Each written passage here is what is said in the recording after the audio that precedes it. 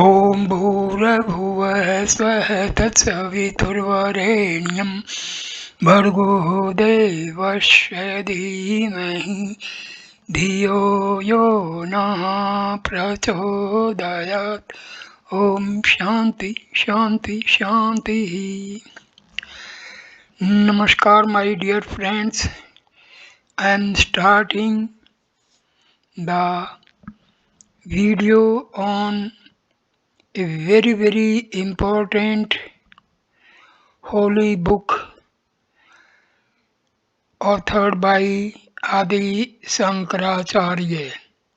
This book is about Aprokshanubhuti or self-realization. This is a very valuable book for those who are doing sadhana for self-realization and liberation. So I start this book contains around 144 stanzas. Here original stanzas are given, their Sanskrit meanings are given in English, then translation and explanation of the important terms. So I start the book Aprokshanubhuti or self-realization. I start with stanza number 1. Sri Harim Paramanand Updeshtar Iswaram Vyapakam Sarvalokanam Karnam Tam Namamyaham. Aham means supreme bliss, the first teacher, Iswar, all pervading. These are the meanings, so I will give translation. I bow down to him, to Sri Hari, the destroyer of ignorance. Hari is the name of Lord Vishnu, the supreme bliss, the first teacher, Isvara, the all-pervading one and the cause of all lokas, the universe. The ego, the jiva in bondage, who identifies himself with the gross, subtle and causal bodies, undergoes various sufferings and strives for liberation.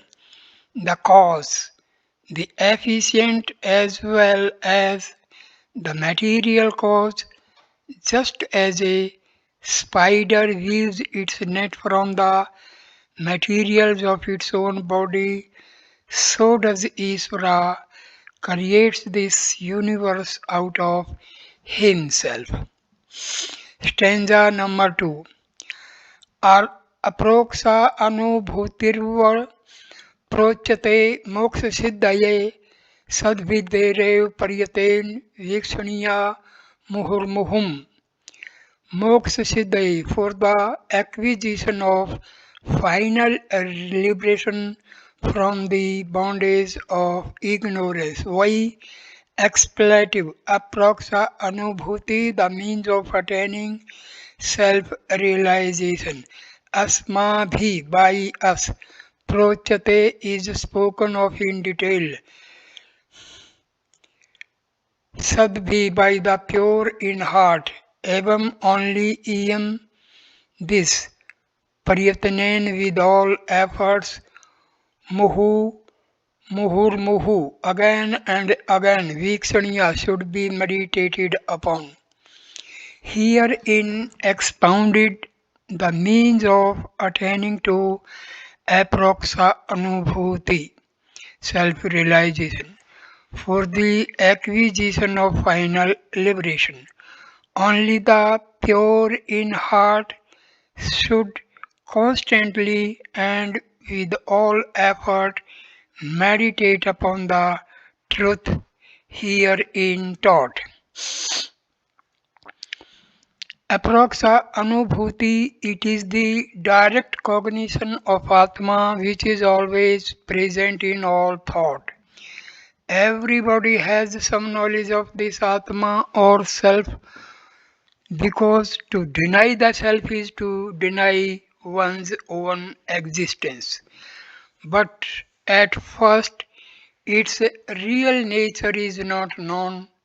Later on, when the mind becomes purer through upasana and tapas, the veil of ignorance is gradually withdrawn and the self begins to reveal its real nature. A higher knowledge follows at an advanced stage when the knowledge of the self as mere witness is seen as absorbing all other thoughts. But the end is not yet reached. The idea of duality, such as I am the witness, I and the witness, is still persisting.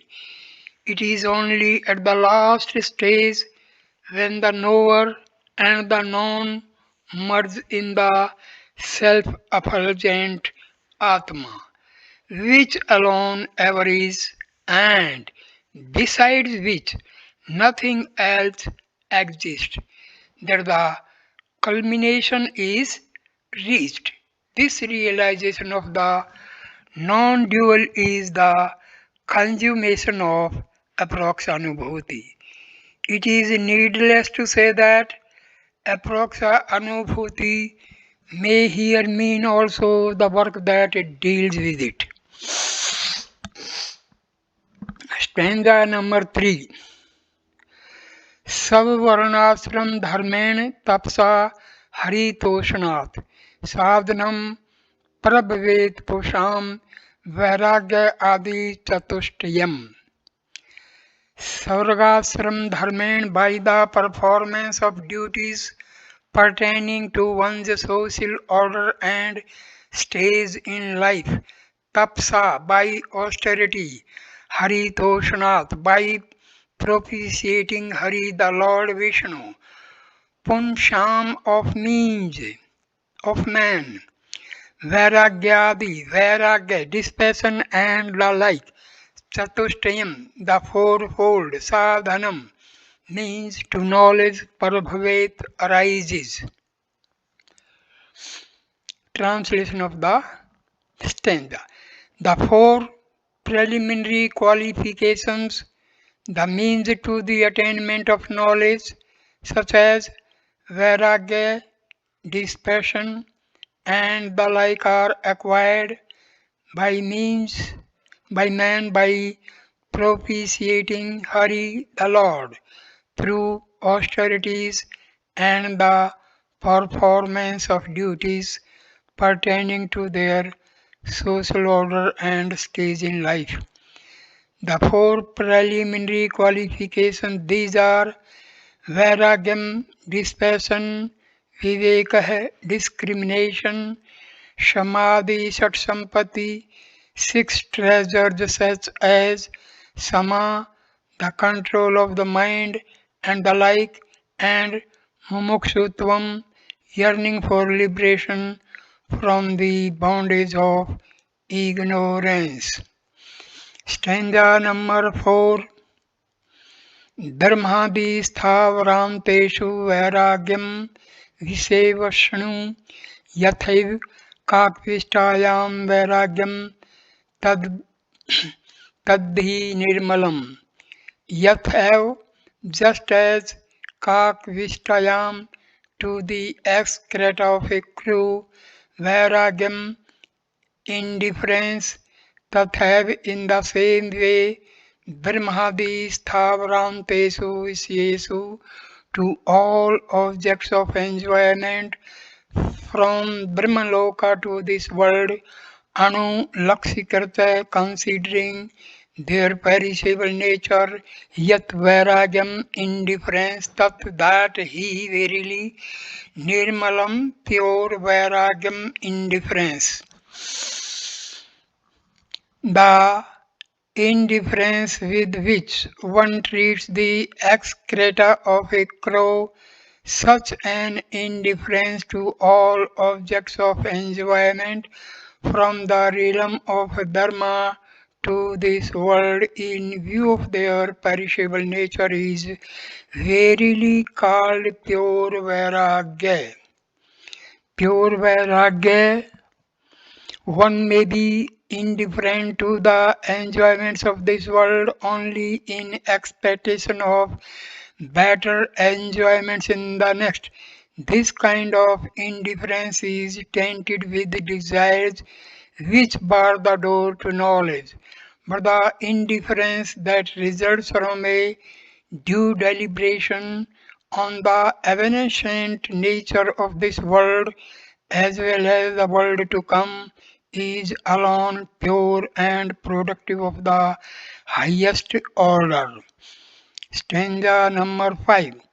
नित्यम् आत्म स्वरूपम ही दृश्यम तद्धि प्रीतगम एवं यो निश्चय समय विवेको वस्तु न स वही आत्म स्वरूपम आत्मा in itself he verily nityam permanent drishyam the seen tadvipreetagam going against that is opposed to atma evam thus yah which samyak settled nischay conviction say that why truly vastune of thing viveka discrimination gay is known. Atma, the seer in itself is alone permanent. The seen is opposed to it, that is transient, such as settled conviction is truly known as discrimination. Atma. In this ever changing world, there is one changeless being as witness of these changes. This permanent, ever seeing being is Atma. The seen. This comprises everything other than Atma, such as objects of the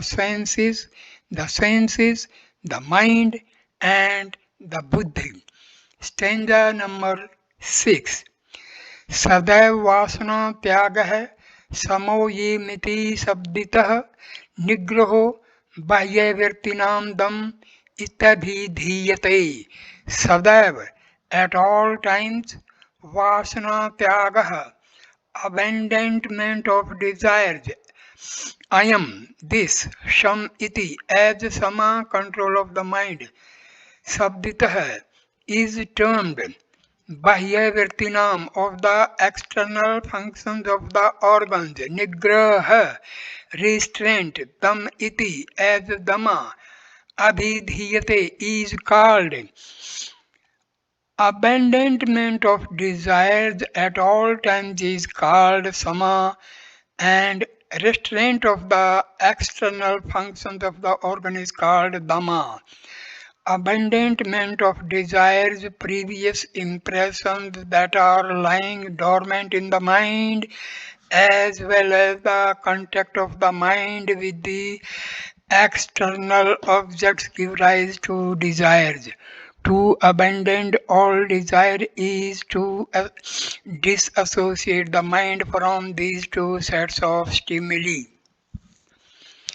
विषेभ्य प्रवृत्ति परम परमोपर्ति ही सा सहनम सर्वदुखानां तितिक्षा सा शुभा मता विषेभ्य from objects of the senses या which प्रवृत्ति ही turning away सा that he verily parma the highest uparati सर्वदुखानाम of all sorrow or pain yatah which sahanam endurance sa that shubha conductive to happiness titiksha forbearance mata is known turning away completely from all sense objects is the height of uprati and patient endurance of all sorrow or pain is known as titiksha which is conductive to happiness uparti.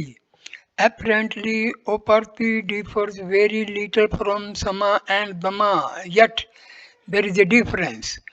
While practicing Sama and Dhamma, there is an effort to restrain the mind's outgoing propensities.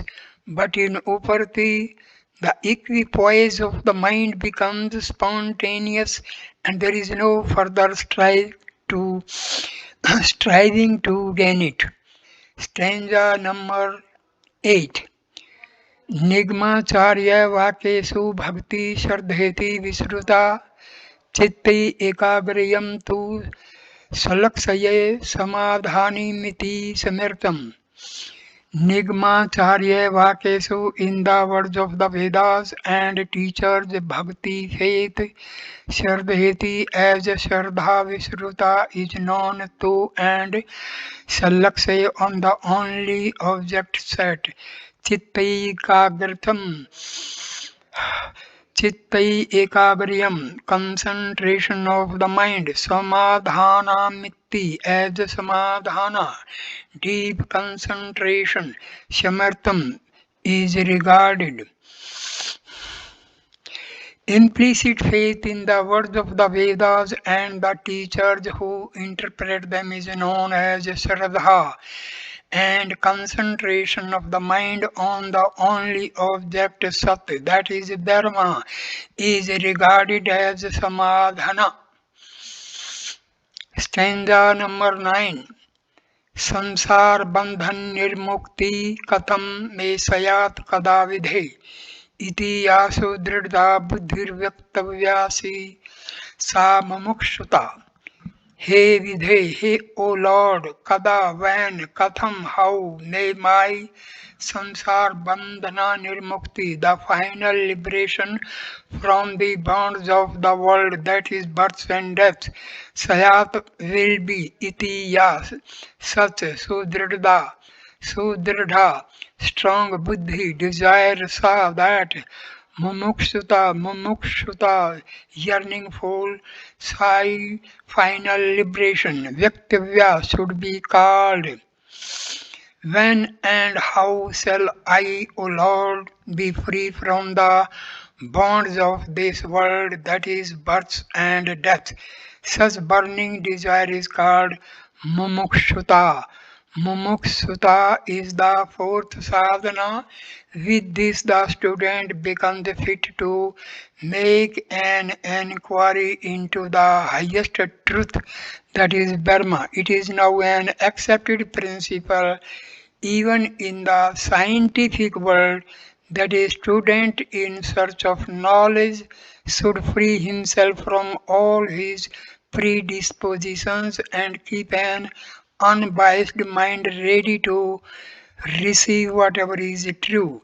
The four sadhanas here inculcated are nothing but a course of discipline to attain to such a state of mind.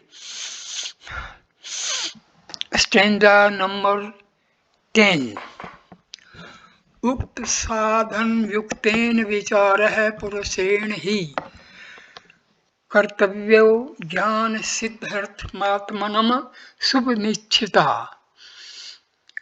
Ukt sadhan yukten in possession of the said qualifications as means to knowledge atmanah of one's own subhamnichita desiring good purushan by a person he only Jnana siddhyartha with a view to attaining knowledge vichara constant reflection kartavya should be practiced.